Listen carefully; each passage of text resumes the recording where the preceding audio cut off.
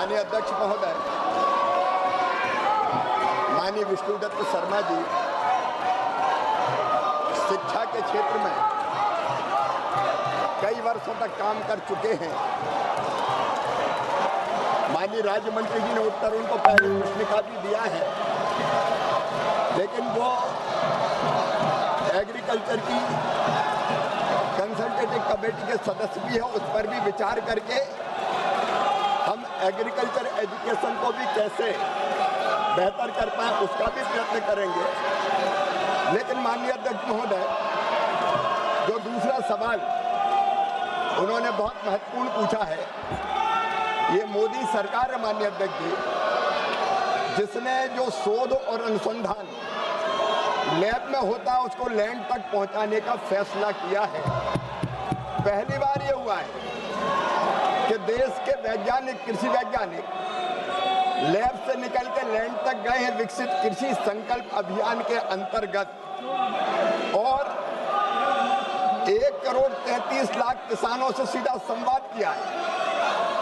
60,000 से ज्यादा कार्यक्रम हुए और उन कार्यक्रमों में नए बीज, नई कृषि पद्धतियां, मैकेनाइजेशन के नए सिस्टम, जलवायु और जलवायु के अनुरूप वहाँ कौन सी फसल ठीक होगी, माटी में जो पोषक तत्व उसके हिसाब से कौन सी फसल की कौन सी किस्म वहाँ पैदा होगी, उसके बारे में एजुकेट करने का प्रयत्न किया।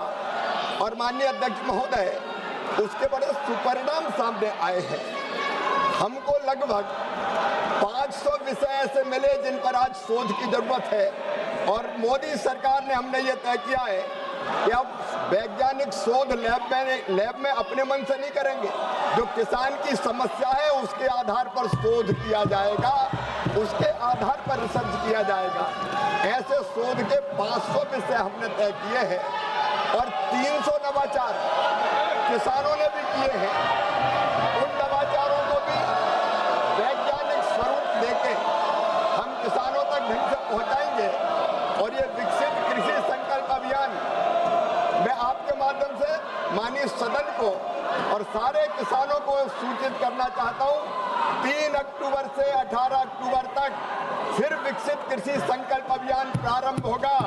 हमारे हजारों वैज्ञानिक, एग्रीकल्चर डिपार्टमेंट के कर्मचारी, अधिकारी, हमारे प्रगतिशील किसान और खुद कृषि मंत्रीगण फिर किसानों के बीच जाएंगे, ताकि रबी के फसल में हम जो बेहतर तकनीक है वो अपना सकें और देश के अन्न के भंडार भर सकें। अब ये सरकार कृषि भवन से नहीं चलेगी, ये सरकार खेतों से चलेगी, खलिहानों से चलेगी, किसानों के साथ बात करके चलेगी।